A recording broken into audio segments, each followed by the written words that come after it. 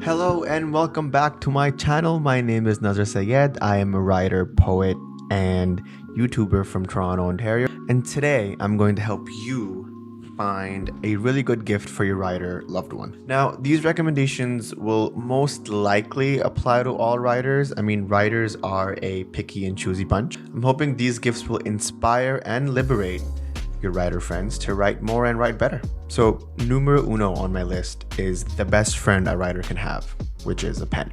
A pen is to me like a beak is to a chicken, says J.R.R. Tolkien.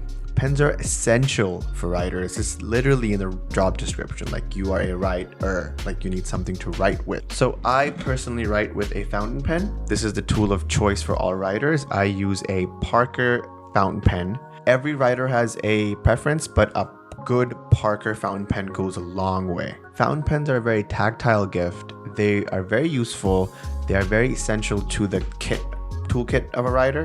And if you buy them a good, long-lasting fountain pen, they will probably carry it for the rest of their lives, because if it's good and a writer is attached to it, they would not want to lose it. That's been the case with this fountain pen. I've had it for about 5-6 years now, and I always write my letters and notes with this. So a Parker pen and Parker's finest blue ink will go a long way into producing a really good gift for a writer that will probably stay with them a very long time. So next we move on to what the pen will write upon.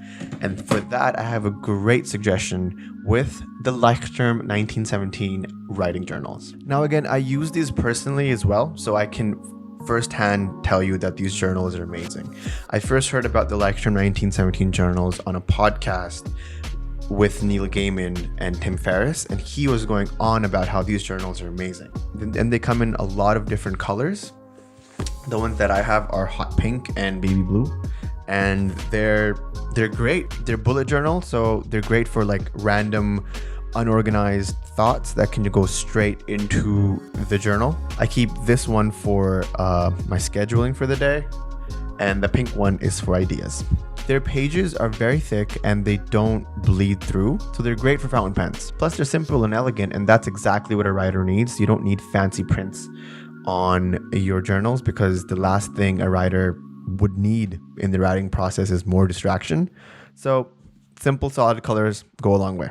Next, we have coffee. Now, this really depends from writer to writer, but I can safely assume that a lot of writers depend on their caffeine intake from coffee. Having a good, strong cup of coffee can literally be the difference between a good page of writing and a great page of writing. So consider investing in a Keurig machine or an espresso machine.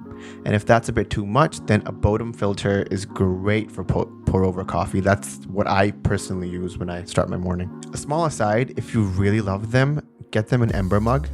It's one of those temperature controlled mugs that keep your coffee warm throughout the day. So like if they're a sipper of coffee as opposed to a gulper, like I'm a sipper as well, that goes a long way. Like, trust me, they will love you. The next one is a bit odd, but trust me, it works. Noise canceling headphones. If you can get them a good pair of noise cancelling headphones, they will love you forever. You'd be surprised how much writers use these. Like, I personally use my AirPods Pro at home noise cancellation all the time when I'm reading or writing. It really frees up all of my thoughts, takes all of the distractions out of my brain, and connects me from my brain to my hands and fingers when I'm writing. And that's all you need. You need a one flow system where the ideas come from your head straight into your fingertips and you can jot them on the paper. And a good pair of noise cancellation headphones will exactly do the trick. So I personally suggest AirPods Pro. They're small, tactile, and good enough for you to block out enough noise outside that you can focus on what you're doing right now. And if you want to go for over-ear headphones, then Bose has a really good line of quiet headphones, I think they're calling it. Their noise cancellation is some of the best out there, and you can't go wrong with any pair actually. But noise cancellation headphones from Bose, great ones. They're good soup. So this one might be a bit controversial, and it's not my first choice of reading when I read, but a Kindle Paperwhite might be your best friend's best friend. If they're a writer on the run, like they travel a lot or they commute a lot, a Kindle will stay with them for the rest of their life once you get it for them. It's so easy to set up. It has no added distractions except for the book, and the books on Kindle are actually a lot cheaper than paper-bound books. So if they're on a budget, then they can just get the $25 book for like $5 to $7. That's literally how the price discrepancies are, and you'd be surprised how much they're going to use that money for other things like pens. I personally own and love my Kindle Paperwhite a lot, even though I go back to paper-bound books pretty much every night. But when I'm on the run, when I'm waiting at a doctor's office, when I'm commuting or traveling, I can store about 1,000 books in my Kindle and not be worried about carrying it around. And it's literally changed my life. And finally, to end on books, I'm going to give you some really good books on writing that your writer friend will absolutely adore and probably be useful for them. So if they haven't read these, get it for them ASAP. If they've already read them, get it for them again. It's really good to have one of these books on the nightstand when you're feeling down and low and when you feel like you can't write anymore. Just skimming through one of these books can literally be the difference between you quitting as a writer and you actually going and pursuing your dreams. So number 1, On Writing by Stephen King. This is the best book on writing that I have ever read. It's a writing memoir from Stephen King on how to write, and then he splices in his tough times and what he does to navigate through the doldrums. And I kid you not, this will go into the library and it will stay there because it's that good. I personally revisit this book at least once a year because the points in these books are so important, so relevant for all times, that even when I'm having a good writing session or if I'm having a terrible writing session, I can go and refer to this book all the time and it feels valid. Number 2, Consider This by Chuck Palahniuk. Also a great writing book. It's probably my second favorite book on writing. It highlights the struggles of writing and how to write well with great and dark anecdotes like you would expect from Chuck Palahniuk, and it's just a great read overall. I also revisit this book a lot. Third one, The War of Art by Steven Pressfield. I cannot stress how important this book was for my writing journey.